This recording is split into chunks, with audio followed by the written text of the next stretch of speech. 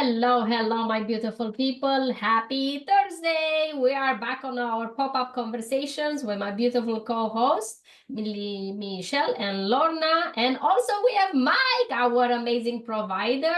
We are all here on our Thursday weekly pop-up conversations. And today we decide to talk about decisions. Such a powerful word that comes with a lot of responsibility, I think, behind it. I think for me personally, and I want to hear each one of you takeaways, and when it comes to what comes to you in your mind, first thing when we use the word decision, or you are about to make a decision, what is so most importantly? And of course, we love to hear the people that are watching this. Please on the comments below, let us say hello. First of all, let us know where you're tuning from. And also, we'd love to tune in with our conversations and be part of our conversation. So what it means to decide, why is so important to make certain decisions, especially as entrepreneurs. Especially as entrepreneurs, I'm sure we're making a lot of decisions through our business, with our business, as the business grows. So I remember taking some Tony Robbins trainings, and decisions are sort of a real pivot point in his lexicon, because that's the point. You never leave the scene of a decision without taking a massive action. And I think when it comes to our businesses, when we make a decision, it's not a decision until you've actually moved on it, right? Like you've thought about it, you've maybe put some, emotion into it, but until the rubber hits the road, it doesn't seem like a decision to me. So I feel like, but I also feel like decisions have to be out of a natural progression of things. And when you're listening to your inner guidance, I don't know what it is. I'd be interested to hear what you guys think about what the moment of decision is. But I feel like when we listen to our inner guidance, that's when we get the momentum for decision. Yeah. Decisions are actually sometimes very hard. I see over and over, like today, that's why we decided with the word and this topic of decision, because I was observing someone that was at the verge of like, enough, it's enough, and they're about to do a decision, but they were still holding tight, and they were very hard for this person to make a decision. Why you guys think decisions are so important, but also so hard to actually make a decision, take a decision? Mike, we'd love to hear from you. What's your thought? Then you can keep your mic on mute so that you can just chip in whenever you feel like it. You got it. Microphone is on because I am decisive. The microphone is on and I am ready to speak. I can take this. I've got to put a little bit of rugged manliness into this. I'm sorry, I had to throw off the balance of the universe here. In the Marines, we have 14 leadership traits. There's an acronym, JJ, did, tie, buckle.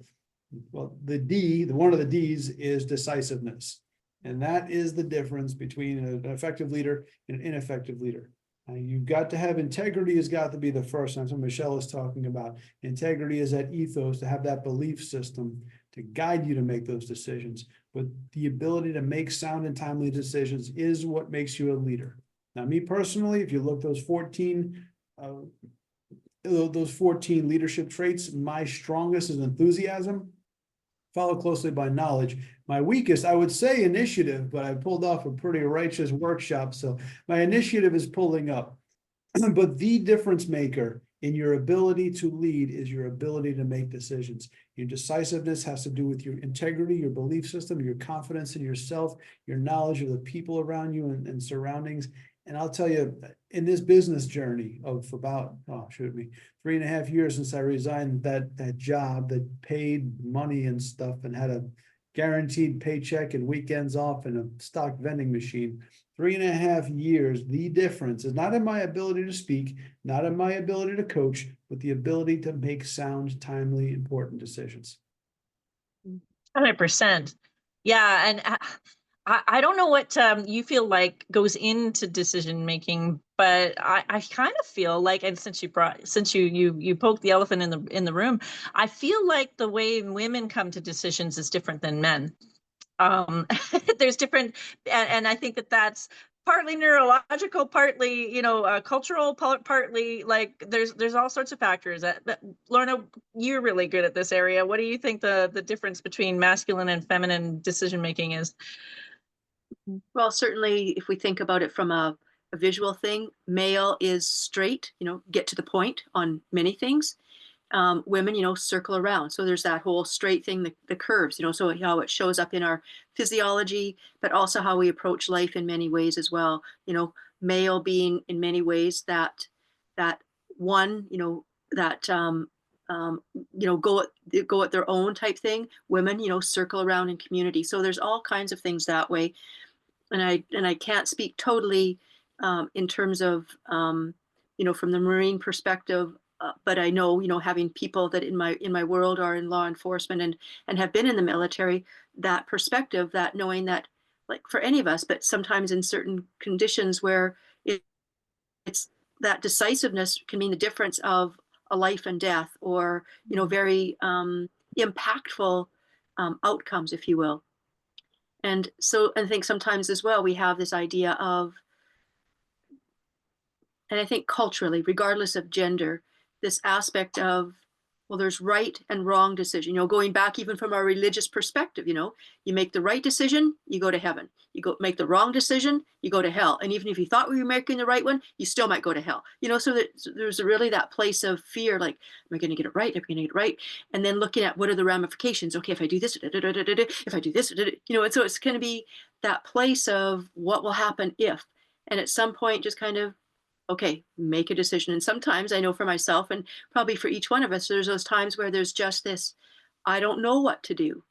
And at some point clarity comes, or the decision is being made. And what I often will say as well is, when somebody says, or I say this thing about like, how will I know? You'll know when you know. And sometimes that's as simple as what it is taking the pressure off, and you'll know when you know.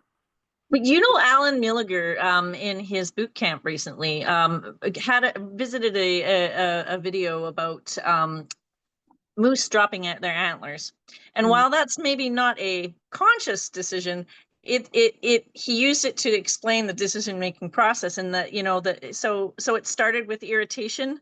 You know, like it's sort of like itchy and uncomfortable, and there's something bothering you and you're not quite sure, but you have to, you know, come to it. And then there's this buildup of energy, and then the moose shakes off the antlers and make a decision and then takes off. Yeah. And I often wonder, like, Adriana, you deal a lot with people who are kind of uncomfortable about things, and they don't know the underlying layers of why. What do you think about decision making and what triggers it? I have this saying, it's not necessarily mine, but I heard it many years ago and I adopted, is that if I'm not making a decision, that means I'm gonna give others the power to make decisions for me. So it's always come to, and I see it over and over, unfortunately, but also I think it's like with two edges. The only time we will make a decision, because the word decision is mean decide, which is mean to cut off. When you make that decision, that means you cutting off with the whatever you believe until then. You're making a decision that no more.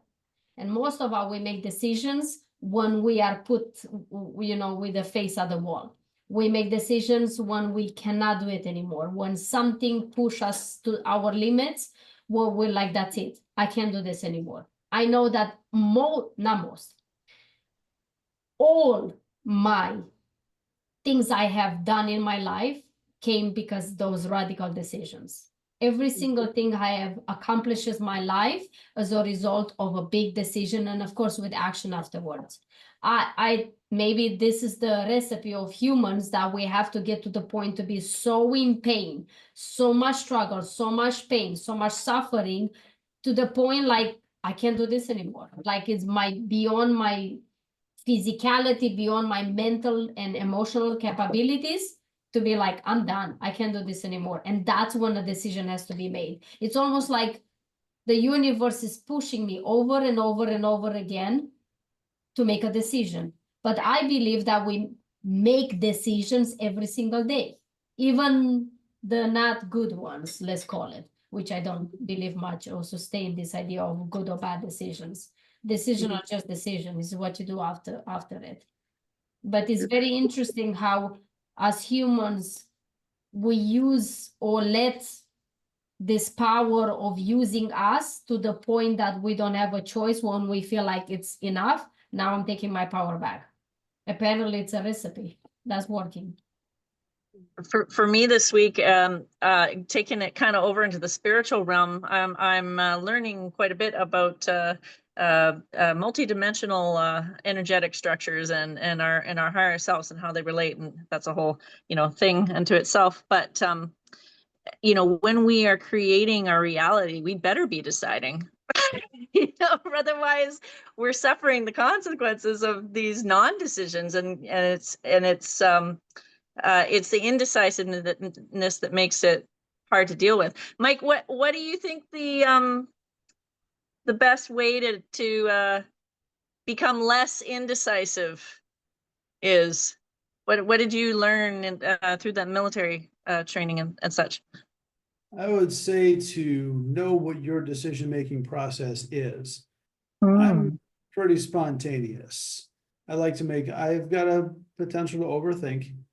It's a bad thing, it's, I could say, I could weave, I could say, I'm gonna pick up this black pen, I'm gonna draw a circle, and I can talk about, there's a traffic circle at the end of the block, and I saw a car, and that car, I could just go from one thing to the next, the mind wanders. So I can overthink and not decide anything, or just write out, just take too long, but a lot of important decisions that I've made have been, and I can just go over things I've done in my life. I like it where there's no close second. When I joined the Marines after high school, there was no close second. It's not like the Marines or the Air Force, Marines or community college. One thing that stood out, there was nothing else that was close. When I finished my time in the Marines, I moved up to Alaska. There was no close second. It wasn't like Alaska or South Dakota, or it was exactly that was going to be it. With any important decision I made, sometimes there's a close second. Most of the time there isn't. Just going to the colleges that I went to, or just living here in Peru. I've got let me see if I can find it here. I picked up a book at the bookstores, the World Fact Book, and on the front cover is Peru. I must have manifested that somehow. There's no close second here. I knew it was just based on the experiences I had. I knew I wanted to do something in Latin America, and I whittled it down. By the time it was time to make a decision, there was no close second. I can say that in most of the important decisions I made in my life, there was no close second. Other times it's spontaneous, just go for it. I ran my first marathon. I decided the night before, I'm just doing it, and I did it. I love spontaneous decisions. That's how I accomplish the best things in my life. That is, yeah, sometimes I think those spur moments decision, I think sometimes are the best, can teach you so much, and you're like, I'm so glad I made that decision, even if it wasn't thinking about it. Because I love, like you mentioned about the overthinking. That's something that us as women, I think we have it as well, so much more. And I would like to ask and hear Lorna, when it comes to, especially from a woman point of view and a business or entrepreneur woman, sometimes I feel like it is true that we do decisions with our hormones, or we make decisions with our emotion and not with our more logic brain. What do you think on that? I would say certainly there are various things like that will impact, simply because of the influence that's happening, how it affects our emotions, and that creates a lens. And I think that becomes an opportunity to really become even more self-aware of where are we. And sometimes it seems as well that there's this idea that I have to make a decision right now. Well, according to who? Like some are, time sensitive, but there are other things that who says we have to rush? Who says we have to do it right now? And it's okay, maybe just see what comes up. Okay, if I'm feeling hesitant or I'm unclear, there are often gifts in that. Gifts about, okay, is it bringing up a sense of lack of confidence, or am I at a pivot point? You know, and so I think that looking at allowing for those emotions that do and can influence. I think also that sometimes with connecting into the emotion aspect of things, that sometimes we can make decisions quickly because we're trying, and I speak from myself sometimes, because I'm trying to avoid something. This is where I'm going, you know, and maybe it's kind of like, and no fear, because if there's still something there, it'll circle back one way or the other. It'll show up another opportunity to come through. But I think that that's where sometimes that emotions and the hormones will impact things. So unless it's a, you know, very time sensitive things, to be okay, to be gentle with our own process of whatever the timing is of things. And I think also there can be, and again, beyond gender aspect of things, that sometimes there can be this sense of, and I would say also it points to this idea of we've been raised in a duality, right? There's black, there's white, there's right, there's wrong, there's up, there's down, there's in, there's out, there's male, there's female, all of those kinds of things. And so this idea of, you think of a fork in the road, well, there's two choices. Well, what if there's a middle ground? What if there's multiple ways? And so even when we're battling back and forth, we aren't necessarily open to the idea, what if I let go of the idea, well, here's two, but what if there are more ideas that I haven't even considered? And so when we can let go of that idea, be open to either maybe intuitive hits or inspirations, or seeing, you know, some book on the shelf that says, or somebody calls up, that might be providing another opportunity, another aspect to be considered in the decision making. Mm-hmm. Recently, I've been working a fair bit with Indigenous people, and I think that the cultural overlays also have a lot to do with it, because the model of decision making, you know, shifts quite a bit. Like, you know, just here in Canada, we, you know, if you take a look at it, I'm learning through interacting with those communities that, yeah, slowing it down and listening and considering and seeing what comes up, but then showing respect for the people who have more experience making decisions. And learning from people who have already made the decisions that you're about to make can True. also be That's true. pretty important to making good decisions. That's true. That's true. And Mike, I'm not sure if it was in the Marines as well, but somebody that I know from that was in another branch of the military, they said that when they're trying to make a decision, they actually start with the most junior person in the group, because then sometimes they have fresh ideas, fresh ways of looking at things, and then they, you know, go up with you know, in terms of rank and experience, you know, they go up to the ones that have the most experience, and that, because otherwise, if we start at the top or the most experience, that they're sometimes locked into certain things, and then by the time it gets to the other ones, they're intimidated. But start with there, allow for those fresh ideas and perspectives to be shared, and everybody to have this approach to a new way. So Mike, I'm not sure if that was a part of how you did it in the Marines as well. Sort of. Well, the exact opposite of that is academia. Academia is where if I'm a supervisor, you're a teacher, whatever your opinion it is, you're wrong. And that is the curse in academia. That's why I'm not a teacher anymore. And it's the thing I love to do most, is because, oh, you have an opinion, I'll be gone with you, you're cretin. It is the worst. And it is just, I wish I could put so many people under the bus, but they don't have enough insight to tune into a podcast like this anyway. In the military, it's not like the general asks a private, what do you think? But it's more like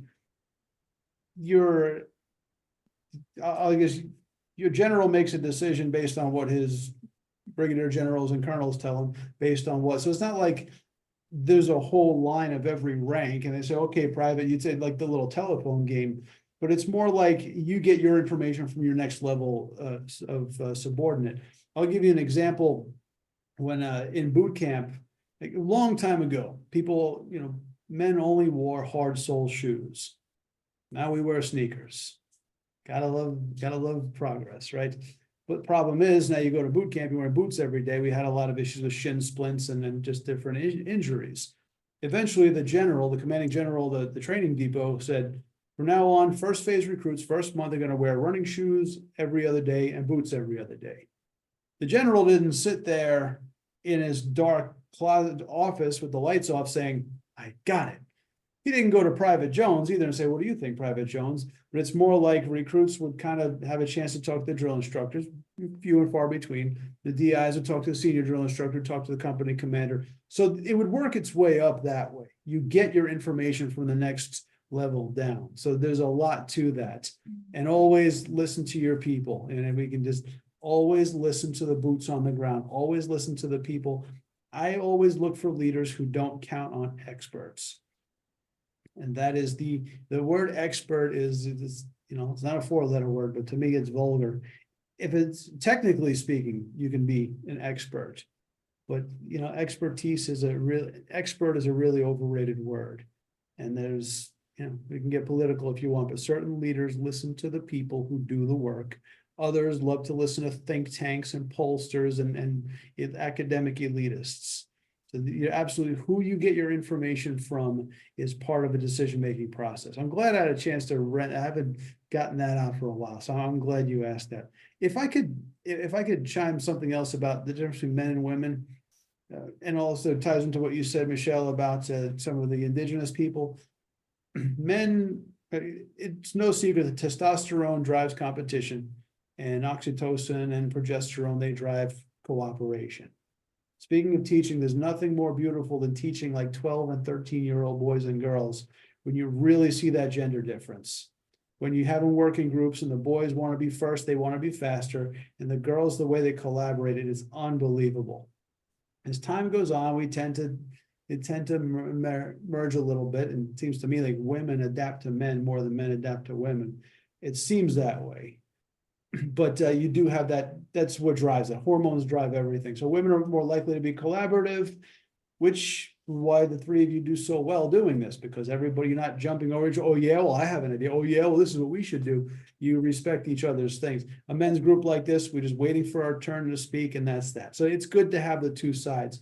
And you talk about some cultures that are more communal. And in most places in Africa, it's like that. Everything is a community decision. Indigenous here in Peru as well. You know, you're here in Lima, we're metropolitan, but up in the provinces, nothing's changed for 500 years. It's done communally. So the culture has a lot to do with it as well. Yeah, that's such a good point. Especially when you come from a culture like that, and then you come into a society like how we live now. You have to learn to adapt. And then the question is that, what do I do now? Do I stick with the way I was used to, or I'm adopting my decisions and my way to decide and make decisions with what's happening around me? So that can be sometimes triggering. I have a question for all of you. It's a bit intriguing to me. I know it's kind of maybe sounds a bit out there, but which one do you think is most importantly? And this can go multiple ways. It's a decision made with your heart, or a decision made with your mind, with your brain? That's a good question. Which one is more what? What's the qualifier? Like, what would be the most or the best, let's call it the best decision to make, with your heart or with your mind? Because that's I always wonder. I gotta go with heart, only because the heart is the flag for your soul's path in my mind. It's the thing that tunes into your purpose and your why and unveils where you're at. So if you're listening to your heart, you got to use your head. But if you're listening to your heart to drive, you'll always land closer to your purpose, and it'll always move you faster to creating the reality you want and having the impact that you want, and moving towards your purpose, I feel like. I'd like to hear Mike's opinion. Oh. Life decisions are heart-centered. Financial decisions are brain-centered.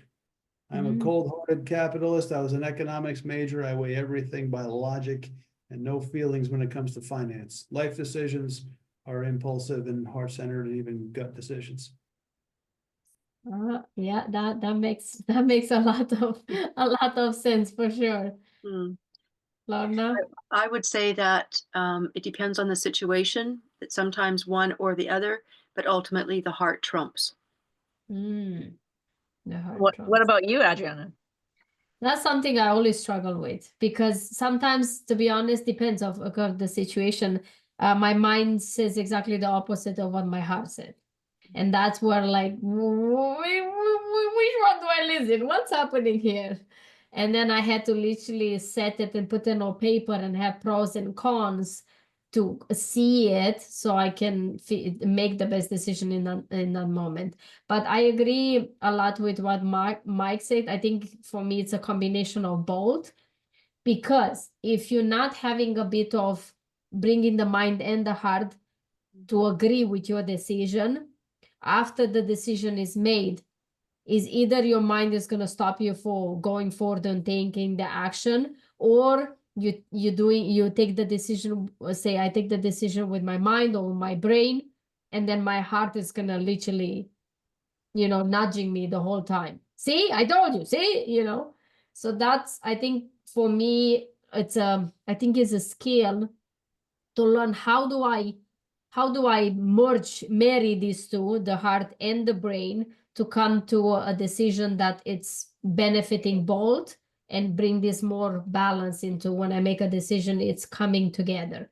And we need the logic part, because sometimes the heart make you do things that is out of this world, and then you suffer or whatever. But sometimes the logic is important to be in a combination, or a combination of that, and then the heart is like a guidance.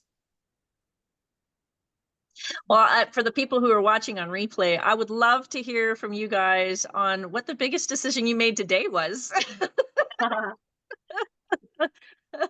I know we don't have much time left, so maybe we won't get into that. Yeah. Yes, we would love to hear your feedback. We'd love to hear what is mean for you to make a decision, and why sometimes it's so hard to make decision, especially when it comes to your business.